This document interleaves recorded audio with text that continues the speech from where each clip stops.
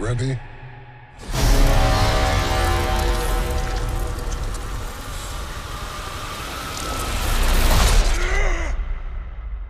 Because there's no going back. Jeff Bridges delivers this chilling line in the Tron Ares trailer, his voice echoing like a ghost from the grid. After 43 years and 3 films, the franchise is taking a daring leap, flipping its premise on its head. The original Tron pulled humans into the digital world. Now, Tron Ares brings programs into ours. This bold shift has sparked debate. Some hail it as groundbreaking, while others dismiss it as gimmicky. But what does the trailer really reveal? Let's dive into the key moments and behind-the-scenes news, shaping the future of one of sci-fi's most visually iconic franchises. The franchise that couldn't compute. Tron wasn't always seen as the iconic sci-fi series it is today. When the original movie came out in 1982, it wasn't a huge hit. Critics were unsure about it, and audiences didn't quite know what to make of the mix between live action and computer-generated visuals. At the time, CGI was so new that some even thought the effects were hand-animated because the idea of computers creating images felt unreal. While the movie earned about $50 million globally, its high budget meant it was still considered a box office flop. Yet over time, Tron found its audience. It became a cult classic, with its influence on science fiction and animation growing steadily, much like an underdog slowly proving its worth.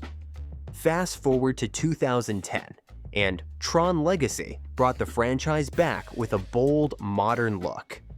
The neon lights and sleek cyberspace designs returned, now powered by cutting-edge CGI and deeper world building. Daft Punk's iconic soundtrack added a cultural edge, earning fans even outside the movie's audience.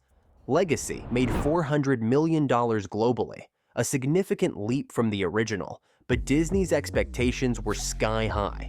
Critics praised the visuals, but found the story uneven, and despite its financial success, it wasn't enough to secure an immediate sequel. Disney shifted focus to safer bets like Marvel and Star Wars, leaving Tron in limbo. For over a decade, the franchise lingered in uncertainty. Rumors of new scripts and production plans came and went, but nothing materialized. It seemed like Tron might remain a relic of the past. Then, in 2020, momentum began to build again, and by 2023, Tron Ares was officially moving forward. After such a long gap, the stakes are higher than ever. Ares isn't just about financial success. It's about proving that this futuristic world, born over 40 years ago, still resonates today. What sets Ares apart is its bold twist on the franchise's core idea. Instead of humans entering the digital world, programs are breaking into reality. This shift challenges everything Tron has been about, making it a daring evolution for a series that's always been ahead of its time. Jared Leto's digital method madness. Jared Leto is known for his method acting, and playing Ares was no exception. On the set of Tron Ares, Leto reportedly stayed in character the entire time, responding as Ares even during breaks. Some crew members noted his avoidance of casual conversations, staying laser-focused on his role. This intense approach seemed to align with Ares' nature, a program created for a singular do-or-die mission. Leto explained that staying in this mindset helped him embody Ares' cold, calculated intensity during key scenes. Jeff Bridges, returning as Kevin Flynn, found Leto's method acting challenging to navigate. In interviews, Bridges admitted he had to adjust his own style to work with Leto's unyielding focus. While Bridges preferred a relaxed, collaborative atmosphere, Leto's seriousness created a stark contrast. This difference mirrored the dynamic between their characters, with Ares feeling distant and alien, a digital phantom in the real world. Leto's isolation may have amplified this sense of otherness, adding to the tension both on and off screen. Reports from the set described how Leto's intensity created a unique energy. One crew member likened it to working with two people, Leto himself and Ares, his program persona. While some cast members found his dedication polarizing, others were inspired to match his level of focus. This commitment shaped Ares into a character who feels unsettlingly alive, even in the trailer. Silent in most scenes, Ares' presence looms over every shot.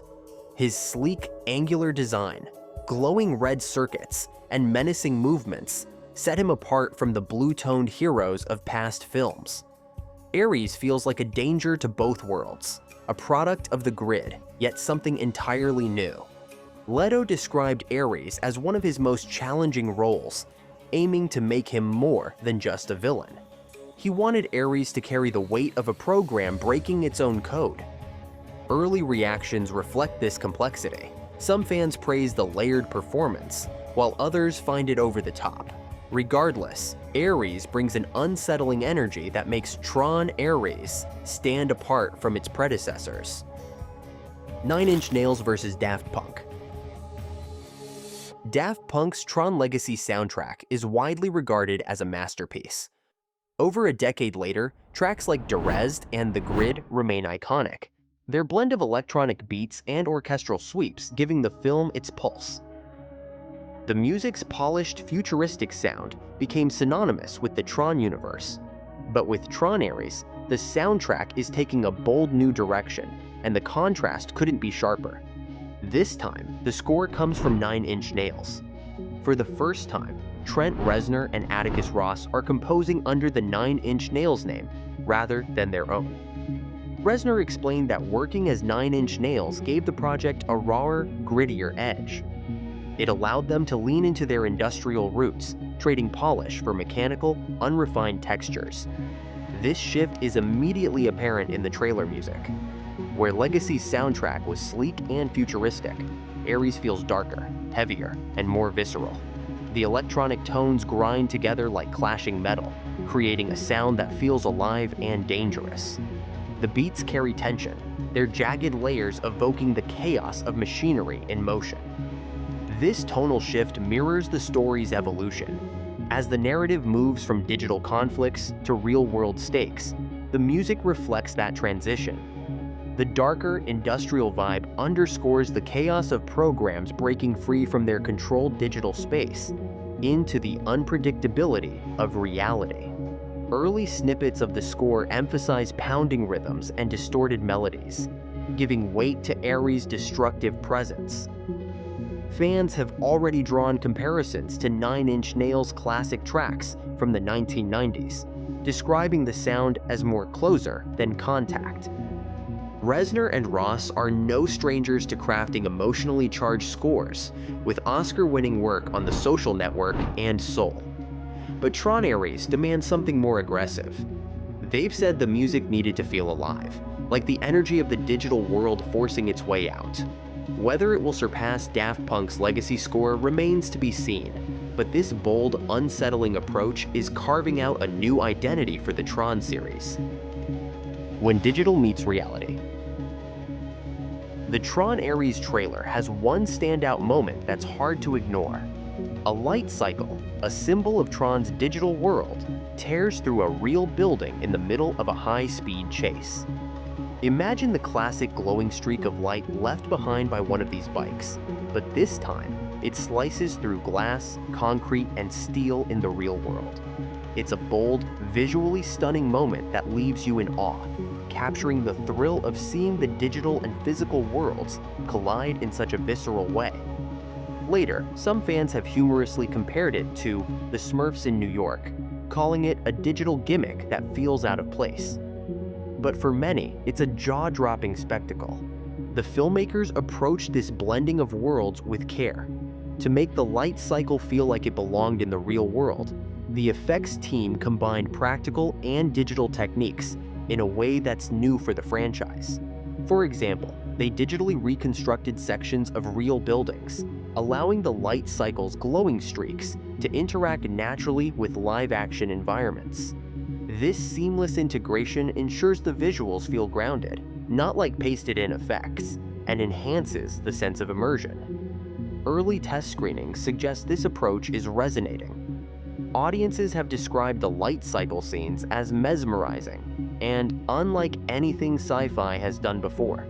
One viewer even said it felt like the grid was breaking its way into the film with chaotic energy, creating a unique visual language that ties the digital world to ours. Still, this creative risk has sparked debate. Some fans of the original series worry that bringing programs into the real world undermines the mystery and uniqueness of Tron's digital universe. Others fear the visual spectacle might overshadow the storytelling. The stakes are high. If this mix of digital and real-world elements works, it could redefine what Tron can be. But if it feels forced, it risks alienating longtime fans.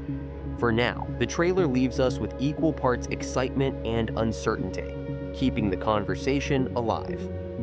Jeff Bridges' mysterious line, Ready? feels like a pivotal moment. It challenges us to ask, is Tron prepared for this bold new direction? Bringing the story into our world could revitalize the series, making it more relevant, but it's a risky move. Fans cherish the unique digital landscape, and this shift could redefine everything they love about the franchise. Will Tron Ares reignite the magic or mark the end of the journey? Share your thoughts in the comments. Your voice shapes this conversation. Don't forget to like and subscribe for more updates and behind-the-scenes insights as this story unfolds. See you on the next one.